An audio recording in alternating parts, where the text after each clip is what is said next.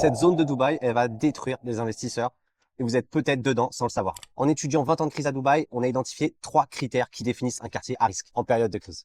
Critère numéro 1, les zones excentrées. En période de crise, une fois que le marché baisse, les zones qui souffrent le plus, c'est globalement les zones les plus excentrées. Pas de commerce abouti, pas de vie de quartier. Quand les gens paniquent, ces zones sont les premières qu'on fuit. Critère numéro 2, la décorrélation entre les prix du secondaire et les prix du replan. À chaque crise, dès que les prix du replan sont énormes par rapport au prix du secondaire sur une zone, cette zone crash. Troisième critère, le ratio entre le nombre d'arrivées de logements et la demande réelle sur la zone. Quand il y a 4 fois plus de logements qui arrivent que de locataires, c'est pas un investissement, c'est une bombe à retardement. Et il y a un quartier qui coche ces 3 cases en ce moment. 4 fois plus de logements que de locataires, 30 000 unités qui arrivent en livraison alors qu'il y a 8 600 seulement contrats de location. Et c'est un quartier qui est extrêmement excentré, c'est Dubai South.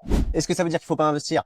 Bah, pas forcément, parce qu'au final, c'est un quartier qui a du potentiel sur le long terme. Mais à court terme, ce qui est sûr, c'est qu'il faut pas y aller à n'importe quelle condition. Et Dubai South, c'est pas le seul quartier à risque. Si ça vous intéresse de savoir lesquels sont à risque, lesquels sont sécuritaires dans ce contexte, abonnez-vous à la chaîne. On a une vidéo prévue là-dessus. Et on a un rapport complet sur le sujet.